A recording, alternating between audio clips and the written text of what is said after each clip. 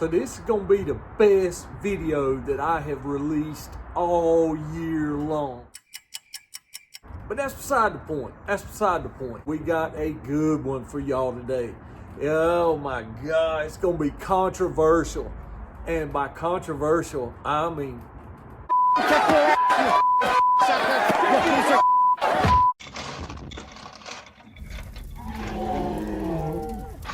remember a few years ago, Philadelphia Eagles football game, they pelted Santa Claus with snowballs. Now, that was pretty controversial. That ain't nothing compared to what I got in store. I got 6 F-150 controversial topics to talk about. I mean, we are going to tackle these debates head on, one-on-one right now. You guys, you leave a comment below and let me know your thoughts on this. This is going to be an interactive video. Let's get this show on the road. In the move to Beverly. Controversy Number 1.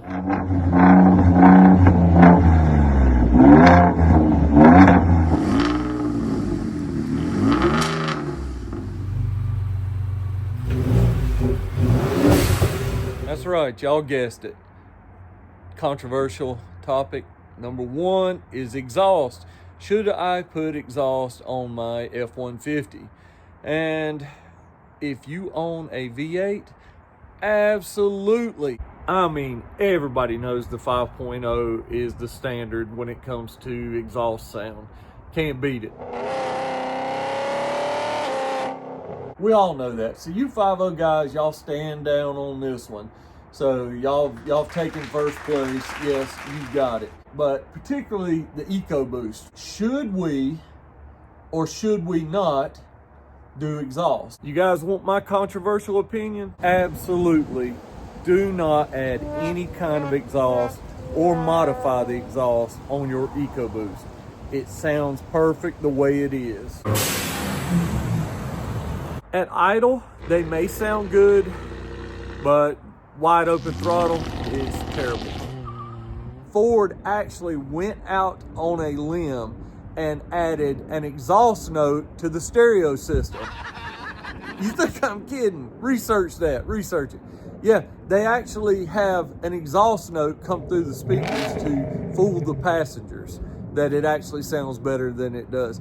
But my take is, what about the people outside the vehicle that hear you come by? Leave it stock. I told you it's gonna be controversial, so be sure, change my mind in the comments.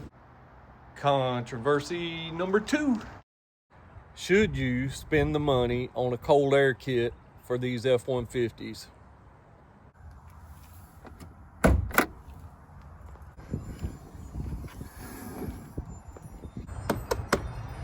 Absolutely no. No, don't waste that money on an aftermarket cold air kit when horsepower gains are going to be 0. Absolutely 0. You're wasting your money. Now, I get it. I get it. They look cool. Some of them look cool. S&B, Volant, Roush, they look pretty cool. But they do absolutely zilch. No horsepower gains. And for the price of some of these, $400 to $800, no. 90% of what you see from cold air intakes is in the tune. They do a tune with them, you pick it up. But nah, not from the cold air, and not from exhaust either. I'll go ahead and tell you that. So we just covered exhaust. You're not going to get any horsepower from the exhaust. Just saying. Moving on to controversy number 3. Should you lift your F-150?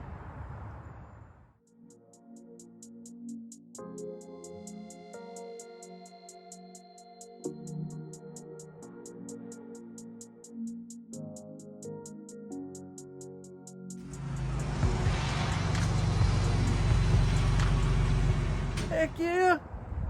I mean, hold up, pump the brakes. There's a right way and a wrong way to do it. So some guys will be like, don't lift it at all. Don't change the geometry of the factory suspension. That's a controversy within itself, to lift or not to lift, okay? But once you decide to lift, I got another controversy for you. Don't cheap out, okay? You know what I'm saying? Do not cheap out. There are quality lifts. I'll name a few: BDS, McGauley's, FabTech, even the Ready Lift, minus the shocks. The shocks were junk on my Ready Lift that I had before.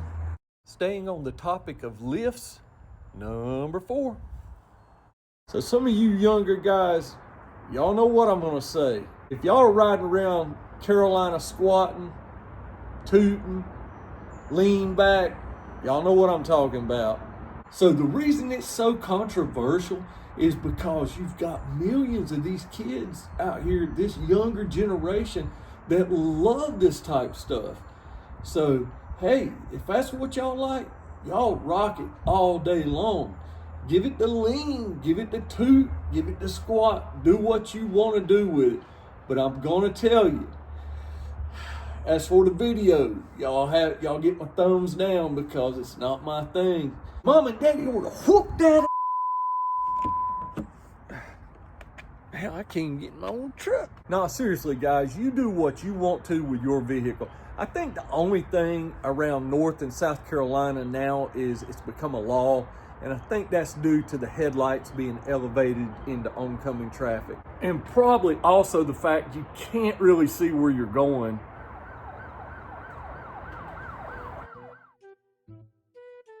I do some of my best controversial thinking in here. Hang on a minute. Controversy number 5. So you guys that love the F-150, you just don't have a Raptor, but you absolutely love that grill. Should you or should you not run a Raptor style grill on your F-150? Take it down. Take it down. Take it down. We need it gone. Take it down. That doesn't represent me or what we need to be doing. Hold up just a minute.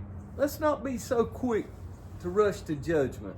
Before I had a Raptor, I had the red F-150 with the Raptor grill, with the Ford grill on it that you saw just a second ago. I was all for it then. So you saying, Mike, you got a Raptor now? You're against it? You gonna look down on the F-150 guys for doing exactly what you did? No. So controversy number 5, I'm in favor of the Ford grill on any F-150. In fact, it was some of those Raptor guys on some of the forums that said you shouldn't put a lift kit on a Raptor. It defeats the purpose of jumping the sand dunes and this and that. So I try to tell them it's different strokes for different folks. Live and let live type stuff. Plus, this truck is the face of my YouTube channel, what you're watching right now. But I still catch a lot of shit.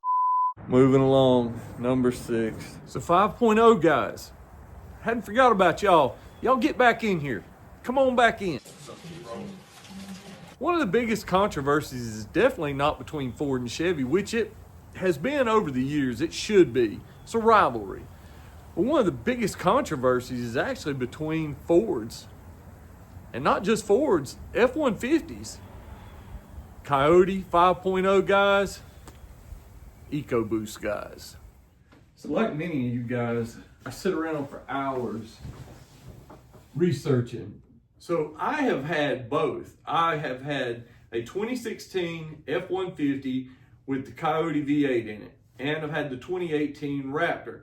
Both were excellent, except for reliability, that goes to the 5.0. I've had a lot more issues out of the 3.5 cam phasers, stuff like that, catalytic converters failing. And I know that's not the engine, but still, just with the vehicle itself, it's been in the shop more. The 5.0 never even had a check engine light, and I had it for like 5 years. And it was absolutely awesome.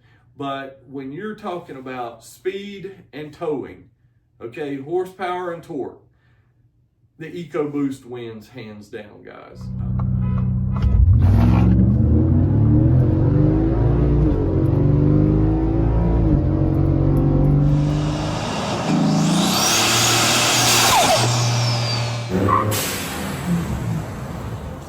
talking stock for stock. Once you're modified, all bets are off. Well, that's going to do it for the video today. I told you it's going to be 6 controversial topics about the F-150. And probably the biggest one is the EcoBoost versus 5.0. I know that's going to trigger a lot of comments. I still can't believe they pelted Santa Claus with snowballs. I mean, who does that? I'm going to go think up a few more controversial topics. I'll catch you on the next one. Later now.